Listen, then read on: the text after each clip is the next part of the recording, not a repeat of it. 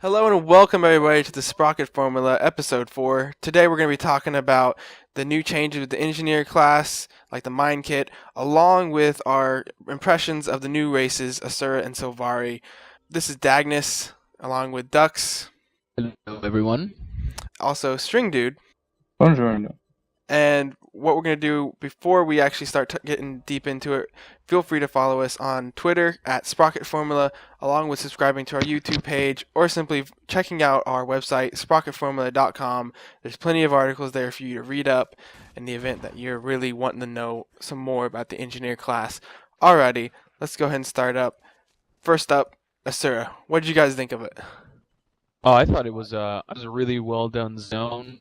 I know we were talking about earlier. I didn't enjoy the quirkiness of the character, but I thought the story was like at the beginning was really immersive right out of the gate. Unlike the slow start of the human and like Norn. It was a really kind of like fast-paced story in my opinion right out of the gate. I really loved the zone, kind of like melding the intricate architecture that the Asura have, very like horizontal architecture they have, along with like the woods and stuff like that. I thought the character customization was really well done. I didn't get a chance to fully check out all of the female customization, but the male customization I was very happy with. Like I could make him look really evil, really nice. So I liked the character creation and the overall immersion of right at the beginning of the Asuran story. Would you say that there was a lack of hairstyles for the male? I kind of felt there was. Yeah, there was kind of a lack of hairstyles, but I mean, I don't know how much how It's much a hair small you really part of want to it. fit on that tiny head. Yeah. What about you, String Dude? I liked it. I'm of course more of a Silvari type of person, but I did like it. I liked how whenever you jumped with them, their arms flailed as if they were trying to get balance in the midair. Also, how whenever they dodged, they did like a flip. I thought that was pretty cool, and it kind of made sense considering they're so small. Um, Their center of gravity being on their head and all. exactly. Same with like when they're running and stuff. I thought that was pretty cool. I liked their armor a lot, especially how they had like some pieces that were floating. Like I know the elementalist, because that would be my pro-choice, was had like an actual floating shoulder piece. It looked pretty cool. So I mean, I thought it was pretty interesting. One thing I was a little disappointed about was the actual guardian armor. I mean, I noticed like for the Silvari, they have their own like guardian armor, unlike all the other races. But I thought that the Asuran kind of their guardian armor was like crowded them. I thought that they needed something like a little bit smaller, maybe. I don't know. It was missing something for me. So It was it was almost too pretty cool. bulky. Yeah, I mean, it seemed like it was just like crowding their small bodies. Like you put a human armor on a little tiny person. I just thought it didn't look right. But I mean, like their zone was pretty cool. I thought it was more complex than it needed to be. But I mean, the multi layers, it made sense for such an intelligent race. So. I like from what I had heard, it was an Aztec or sort of Native American, Central American theme to the look of the buildings, and I really like that. I don't know if you guys noticed it at all. Yeah. Yeah, they're very square buildings with like very long, elongated steps that kind of like they have their sides going up into the horizon. But yeah, they're very like I would say they're very horizontal buildings. Not a lot of very like rounded curves anywhere. So I mean that's kind of Central American Aztec-y. Speaking of the way the buildings were, did you guys find yourselves running up them to get to vistas a lot? Because the vistas were new to the beta weekend 3. What do you guys think of them? I like them. They added another thing for people to do to fully clear a zone. Some of them aren't as obvious as the others. Um, I like the Silvari ones were not as obvious as some of the other vistas that I tried out. What do you mean obvious? Overall, I think they were a pretty good addition to the game. Of course, they add a little bit of extra experience, so you don't necessarily have to go around like completing heart quest or exploring. So I thought it was What do you mean by obvious? obvious. There was a couple Silvari ones where you didn't know if the plant, which is actually like an actual plant, was a platform or not. So you didn't know if you jumped over to something, you might fall through because it didn't innately look like a platform. It kind of just looked like a plant growing out of the side of the building. Yeah, I think I know what you're talking about. What about you, String Dude? You end up seeing all the nice views? I thought that it was a pretty nice addition. I don't necessarily think it was necessary to make the game feel complete for me. I thought that they were kind of showing off what great work and detail they have put into the environment. I did explore a lot of them. I thought that it kind of tied together a lot of elements of it. So, yeah, I don't even. I Didn't didn't seem to do a add whole much. lot of it. Yeah, I mean, it didn't seem to add a whole lot for me, but it kind of tied things together.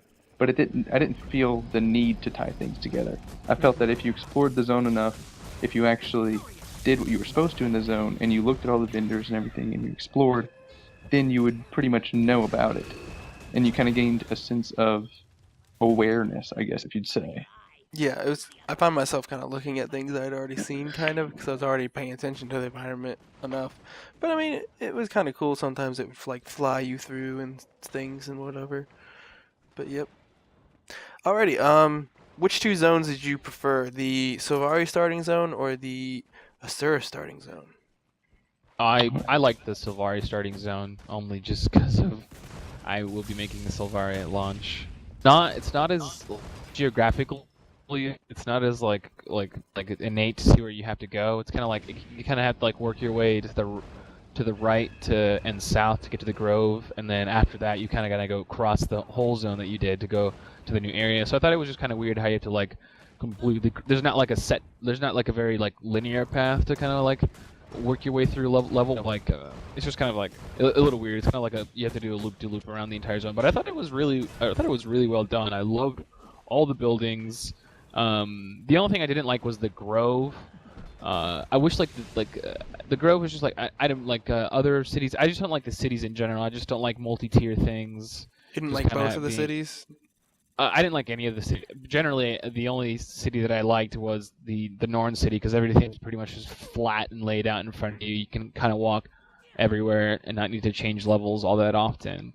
But for this one, there's like this one, Divinity's Reach, the Citadel, and Radassun. I was just like have all these multi-layer cities, which I mean are really cool, really intricate and detailed. But like when you just want to be in a city to do like your once and done deal, like go to the vendor and leave, it's just kind of a pain in the butt to like traverse all of these things the first time to get all these waypoints and stuff. Yeah, I felt that Radasum, as much as I love the Asurian race, was a little too spread out for my taste, with it having like 3 different pockets of 3 different crafting professions. And if I remember correctly, leatherworking and huntsman wasn't right next to each other, and I'm just like, why? Why can't they be right next to each other? But that's just my own thing. What about you, String Dude? I guess I would have to choose Silvari, even though, like Doug said, it didn't seem to be very linear. But I feel as though the storyline is going to help tie it in together. I didn't really play any of the Silvari storyline. It does. I played a Mainly- bit of it, and it does, yeah. I mean, just because, I'm going to be playing Silvari first, so I was just kind of like, well, I don't want to play too much of the storyline because I want it to be all new to me whenever launch comes. So, I mean, just like, I'm sure you didn't play Asuran, did you, Dagnus? Nope, not one bit. I was Yeah. so tempted to, but nope, held off. So overall, I would have to say we're all liking both the Asura and the Silvari. Yeah, I think they were really good to have in this beta weekend 3. So like everybody kind of just gets to know what they're gonna do during pre-release or release, see what they want to do. What Yeah, you- but yeah, I was happy with it. Like I liked having the new zones, the new vistas, especially some of the new changes that came along, and of course the changes that came along later. But I think overall it was good, and now we're just kind of like anxiously waiting for release. Oh yeah, Yeah, I think. Go ahead. you mentioned Dux at one point a while back in a previous conversation. The the racials for the Silvari being kind of odd because they were plant turrets. I never really touched them. Yeah. They have a seed turret as one of their racials, which basically it's a ground targeted ability, which is really cool. It's it's a seed turret that grows out of the ground, and it just kind of works like a rifle turret would for the engineer, but it has a slower fire rate. Because I know that the rifle turret for engineers is a 2-second fire rate, and I think the seed turret only has like a 3.5 second fire rate. But it works just like a rifle turret. So And they're like, then you got like the mortar turrets and stuff, I think. And Yeah, well, the mortar turret, it was kind of like a story element. It's not actually oh, a racial skill. oh, okay. Well, that changes a lot. But you of course, sadly, as an engineer, don't have a tool belt ability for those. Yeah, the tool belt skill mixed in with your racial skills is still my one biggest gripe with the game, because if you choose one of those skills on your skill bar and use them, you're actually missing a tool belt skill. It just becomes blacked out. Whereas before in with your other engineering skills, you have skills on your toolbar for your skills. So like if you have a potion, you have the option to drink the potion, which is the actual activated skill, and then you have the tool belt skill, which is throw the potion on So you to feel a ground cheated of an targeted area. ability. I don't feel cheated out of an ability. I just feel less adventure-y. Because I'd rather gain some other type of skill or a generic skill in that tool belt slot, so that it gives me more of an ability. Like if I had my plant turret out, I'd like to have that tool belt option of like a generic racial skill to either just explode it or something. Explode it Or into a bunch dismiss of it poison or something. Kill it. or it automatically automatically explode it for like that, or even overcharging it or something like that. I'd like to have a little bit more. I know it'd be taking away from other professions. Like I know that other professions don't have the tool belt skill, but it'd be taking away from them. But I think it'd just be a good addition for them. I know it has no kind of bearing on PvP, since from our discussions earlier, racial skills are not part of your PvP talent tree. So Yep. I just think it just adds more to the adventuring aspect of the game. I didn't really get to try out the elites necessarily, but I did actually meet someone who had all of the Asura elites. I don't know if you guys met anybody who had the Silvari elites. Asura elites are pretty wicked. You actually have one that places a golem that anybody can get in, and it gives you, for an engineer, it gave me about 1.5 of my health. So I effectively got 150% more health, along with 5 abilities, and I found that to be pretty wicked. And I'm really looking forward to getting that one. Maybe to like give to one of you guys to like hop in or whatever for a certain boss fight. Did you guys get to try out the elites at all?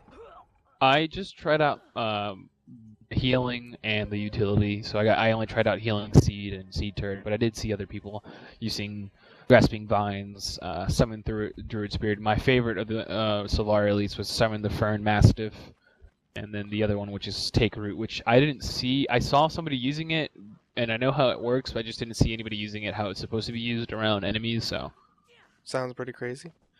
pretty crazy. Take root is basically you take root at your current location. You become immobile, but you summon several turrets. You summon several turrets to grow around you, and you kind of basically become like a stationary fortress. Oh wow, that's like Supply Depot kind of, but without the healings. Yeah, without the healing, but you become immobile and summon a bunch of turrets. So Nice. yeah. Did you have any experience at all with the elite string dude? I know you probably didn't get to level 30, but I only got No, level no. 20. I mean, like, I don't know. I liked the healing seed idea. I never used it, honestly.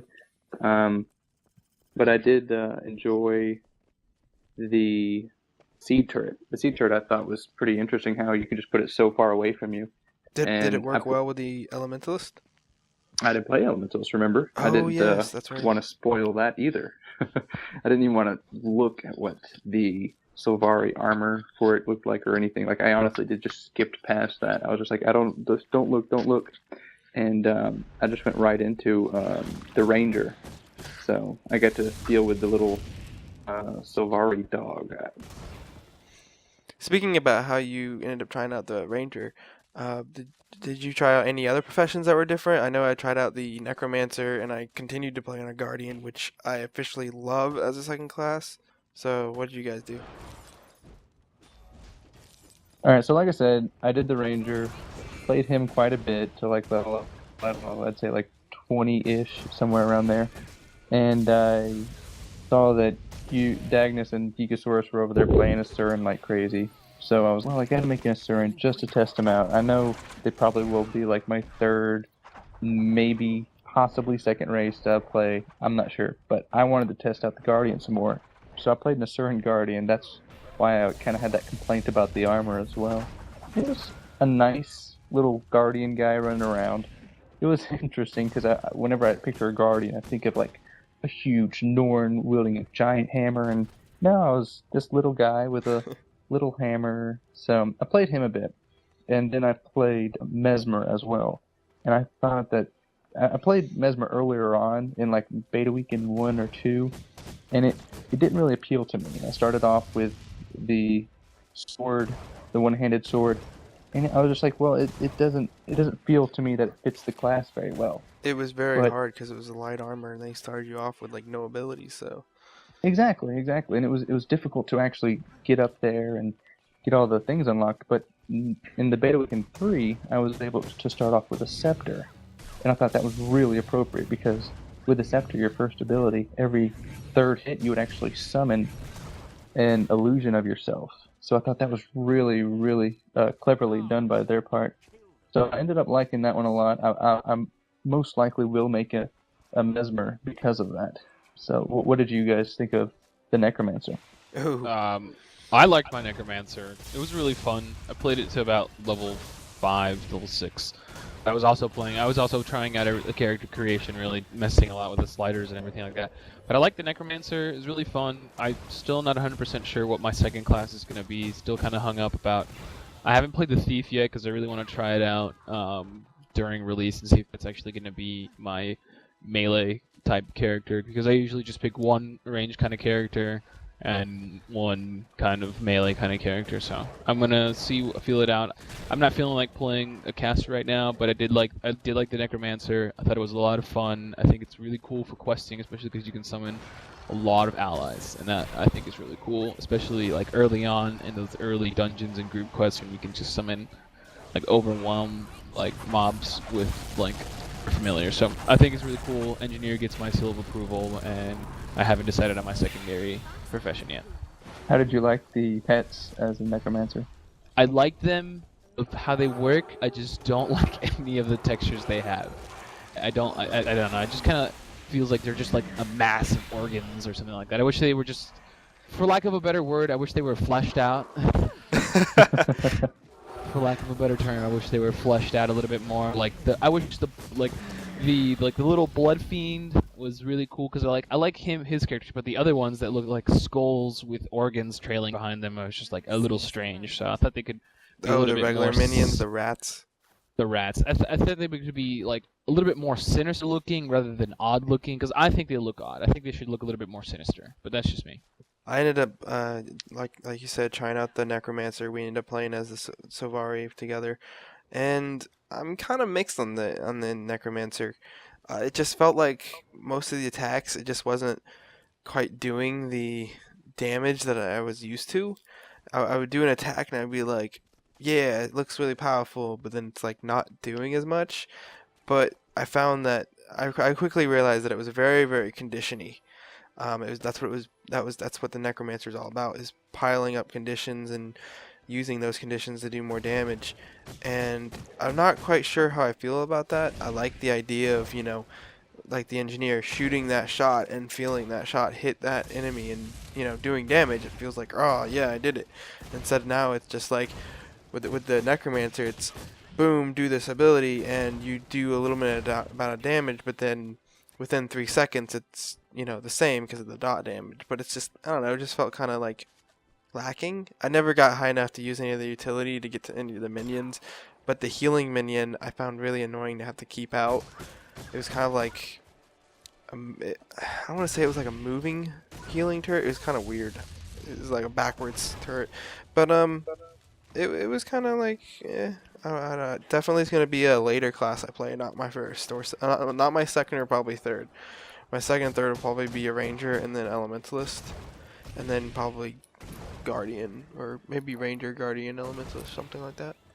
Actually, that reminded me, that's what you said about the Thief. I actually did end up playing a tidbit of the Thief, just because I was like, I know Dagnus complained about it continually, just because he had something similar to like mana.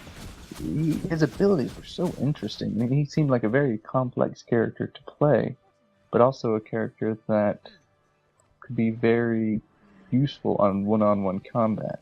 Just kind of like the Mesmer. I don't believe that if it was group versus group, I don't believe the Mesmer would be the best one. I mean, I'm sure on structured PvP, Mesmer's owns, but I think if it's a group versus group, I don't really see the Mesmer being one of the better ones. But if it's one-on-one, absolutely, Mesmer and Thief, I think that they would be able to kill on those. Speaking of structured PvP, did any of you guys get to do it some? I finally got my hands on it a little bit.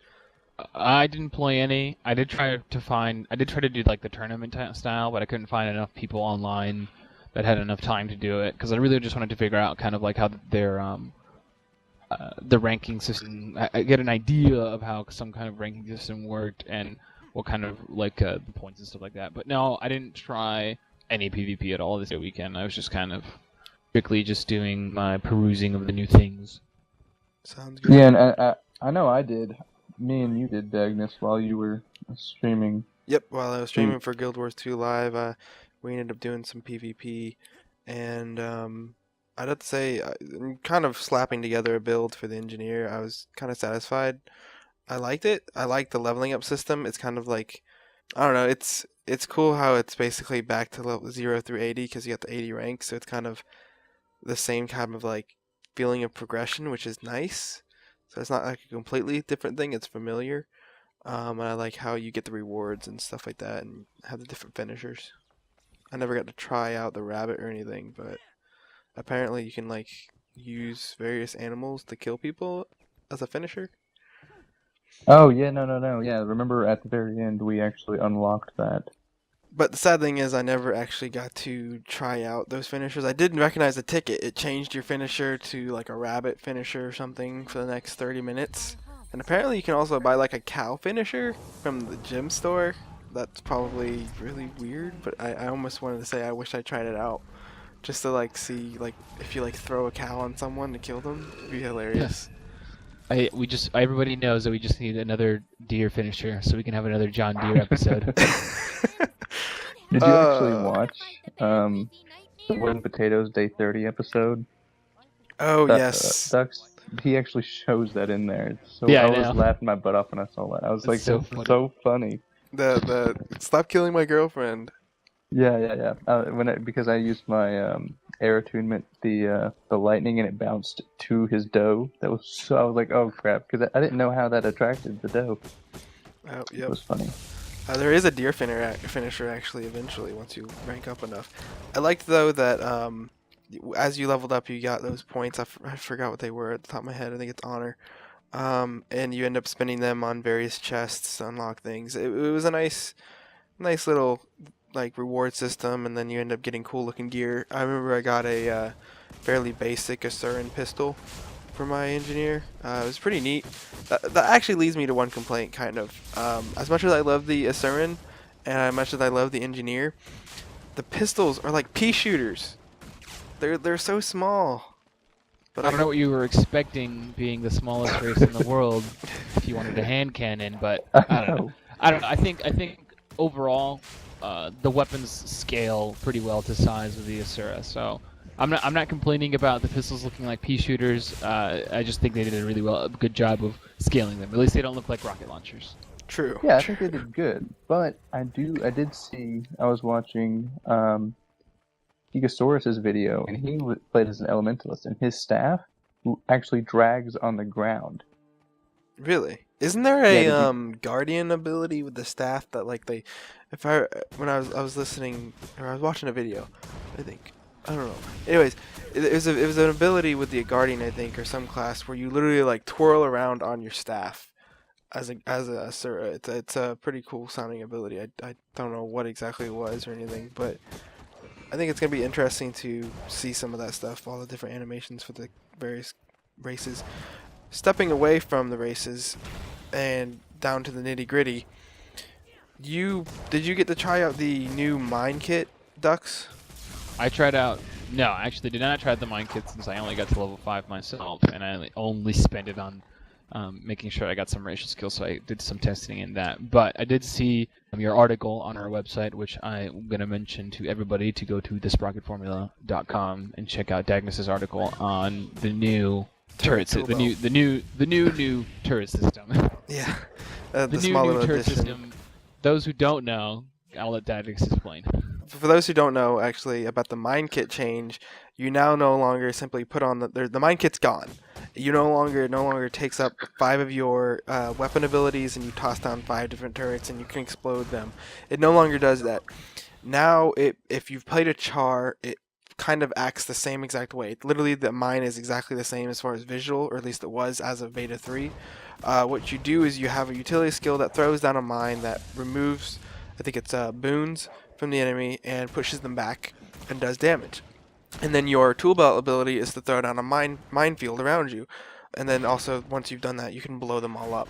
I really found that this change was definitely a bonus. I loved it, getting to, in the thick of it, getting to throw down a minefield just to, run around and run them all and all the enemies through the minefield. It was really, really helpful, and I loved the change.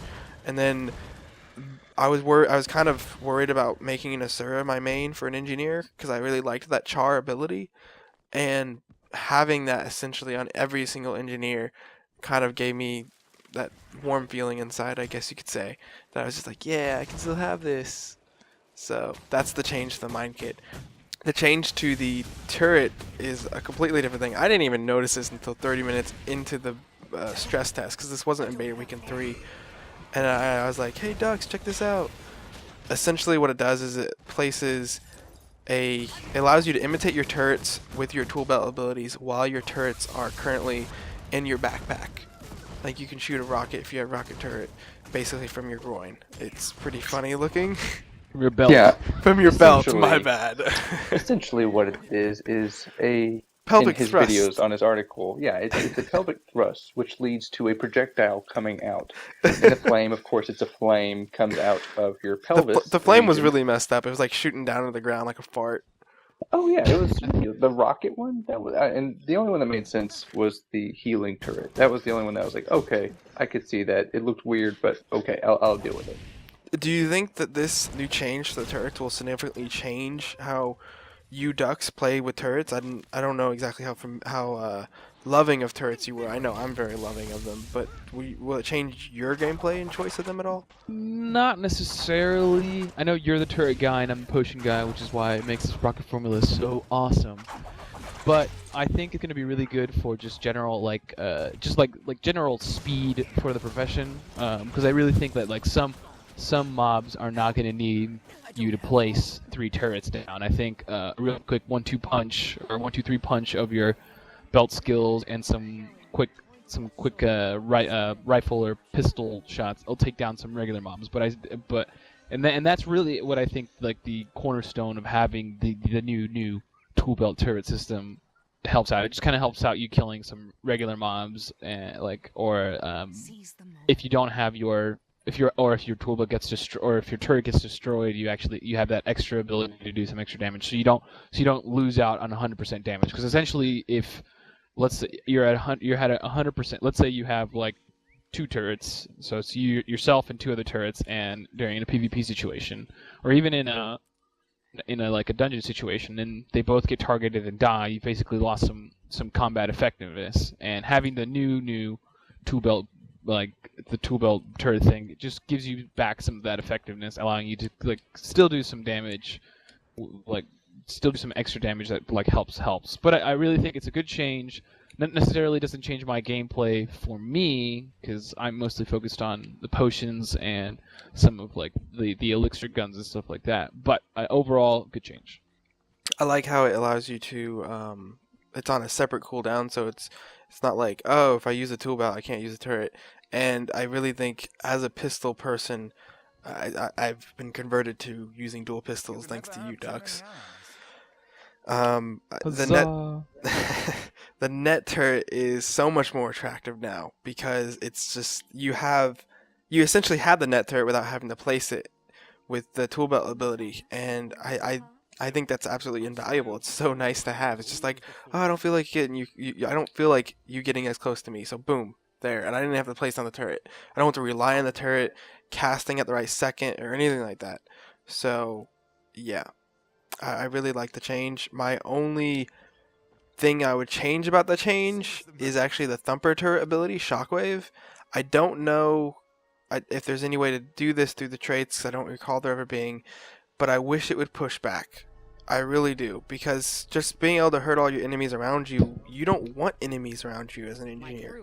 And I really think being able to push back would be a really nice addition for that. Currently, the only reason why I see myself using the thumper turret are on really tough foes, because man, that thing can tank. I had no idea. On that same wavelength of knockbacks, I know that you use dual pistols. I'm more of a shield kind of person. I do think that I do think the engineer as a whole is lacking the knockback effectiveness that some other classes have, like the elementalist. Like the elementalist, the ranger, and some of the other range classes. They have some kind of reliable knockback that they have in their utility skills. So where we have to forego a weapon skill to get some kind of knockback, they kind of have it as a utility. So they're kind of the only knockback that we have would be the rifle ability as far as weapon abilities. Well, we also have the shield. Yeah, well, yeah, the shield too. And then we have the shield and the rifle. Now that the mine kit's been changed, we had the mine kit always pushing back, which yeah, is nice. that's. But so that's what I'm saying. I'm saying I think we're a little bit more up to par on having a knockback on our utility skills rather than on our weapon skills. Yep, and I'm hoping they definitely fix the shield knockback. It's how broken it was this past weekend in stress test. Yes, wasn't working at all. Like you would charge it up and then end up pressing 4 again and kaput, nothing. She's like, yeah, I'm just gonna put down my shield and not push you away. But I actually ended up sending John Peters about that, and because I have him on my contacts. And he was like, yeah, it's broken. And I was like, okay. And also another thing I ended up sending him was a message asking about Rocket Turret.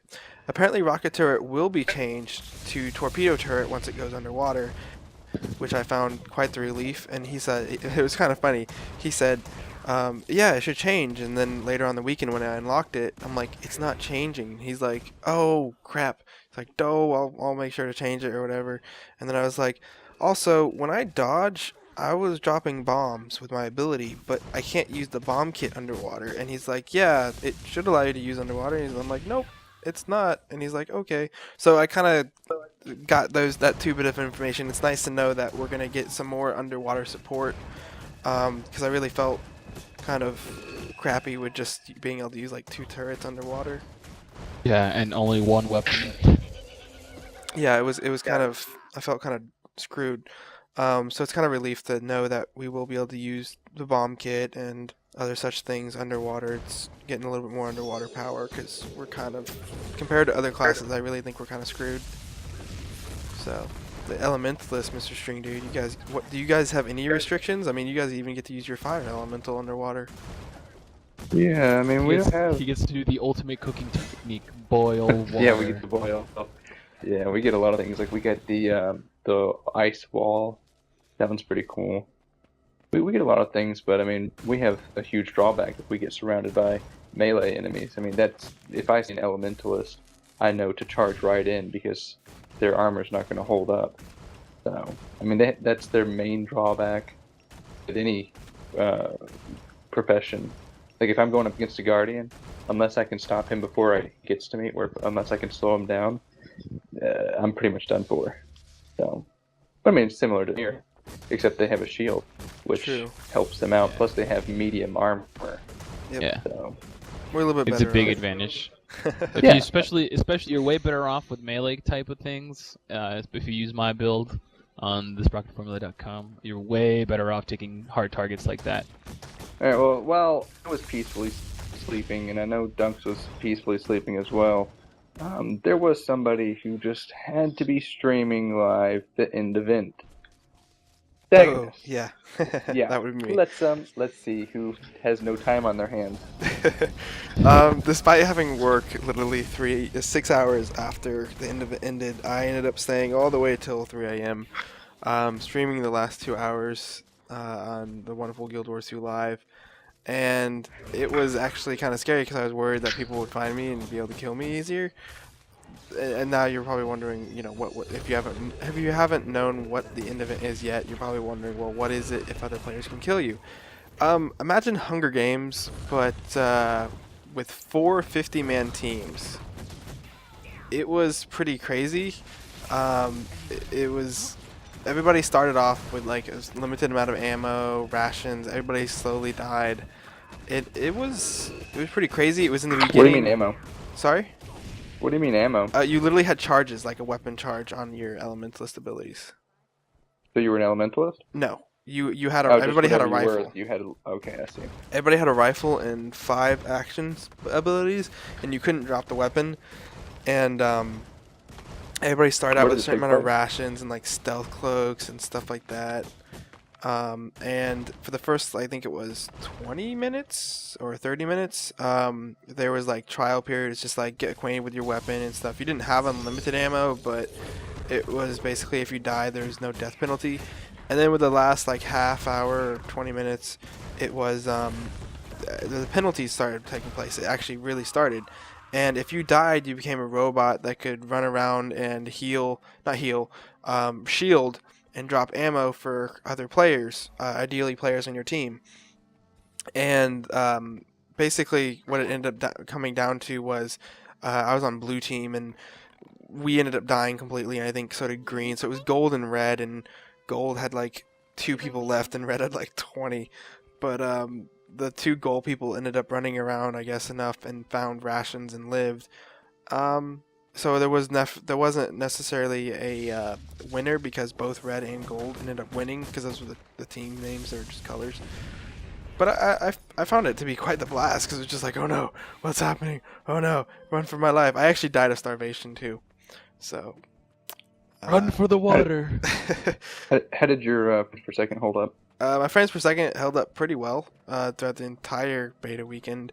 Still running on DirectX 10, sadly. But I mean, it wasn't like super crowded. I mean, only 200 people in the area. It's about how many there was normally. And it was pretty interesting because people would run out of ammo and you'd have to like smack people in the face. And then when you killed them, you could end up grabbing their stuff. My only complaint was that the rations, and this is definitely an event that we can definitely see post-launch.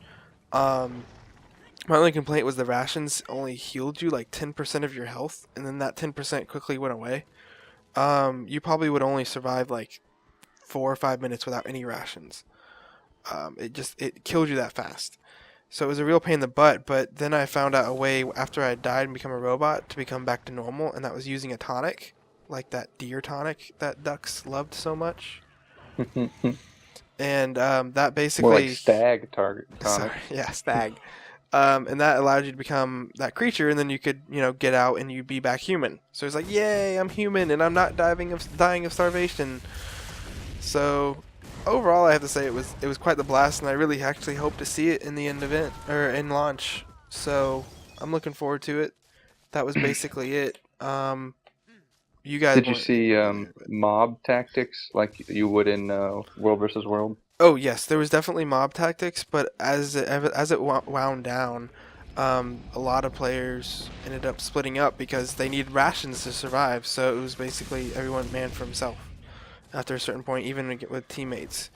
So that's kind of how it ended up happening. They had like weapon stashes in certain areas, but it was kind of stupid because everybody not weapon stashes, ammo stashes, and it was kind of stupid because it's just like, people aren't probably hungry for ammo because you can hold like 20 ammo. It was rations that people were hungry for. So what they literally hungry for. So what they should have done was actually In the Hunger Games. Yeah, you're hungry for food. All right, The Hunger Royale. So they should have put stashes of food instead of ammo.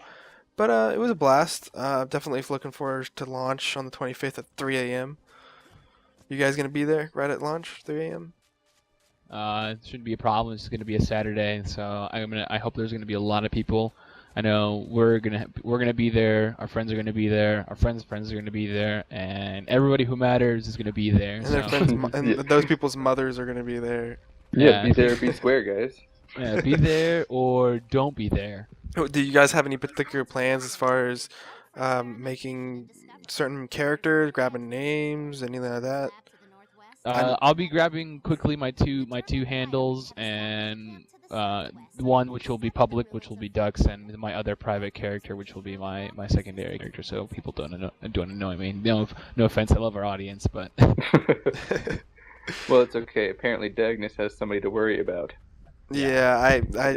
my I guess you could say my abbreviation, my name Dag. A couple people have already taken it in the previous betas, so I'm gonna try to rush that one out. No, you can no take surprise you can there. take care of it during the of course, yeah, another plugin for Guild Wars. It's the- too the late to do name that, change. anyways. Even Yeah, if it number was one, it's too one-word late, names. but it's also you have to Oh. have two names. Yeah. Yeah, it ended on the Um, 31st, the reserve name thing. So Oh. I'll be there at 3 a.m. in the morning. I'm gonna be giddy and ready to go. I'm gonna pick up the name Stringboot and just go on as an elementalist. gonna reserve any other character names at all? Yep, 3. Sounds good. Sounds good. Don't forget that all of our viewers, if you want to reserve names, you can skip to the end and save the name by simply, making a random character with that name, and it'll actually be tied to your account for 24 hours if you once you delete it later to actually make it to the character you want. So if you really want to grab names, go ahead and do that. I guess that's pretty much it for this podcast, episode 4. Hope you guys enjoyed it. Watching the Asura and Silvari gameplay in the background. Sadly, I don't have any of the in-game footage that I mentioned. So yeah, I guess that's about it. Don't forget to follow us on Twitter. Visit our website for that article about the turret toolbelt tips and any other things. We post semi-regularly. We're definitely going to begin posting more regularly once launch comes out. So have a nice day, everybody. Don't forget to pick up your turrets.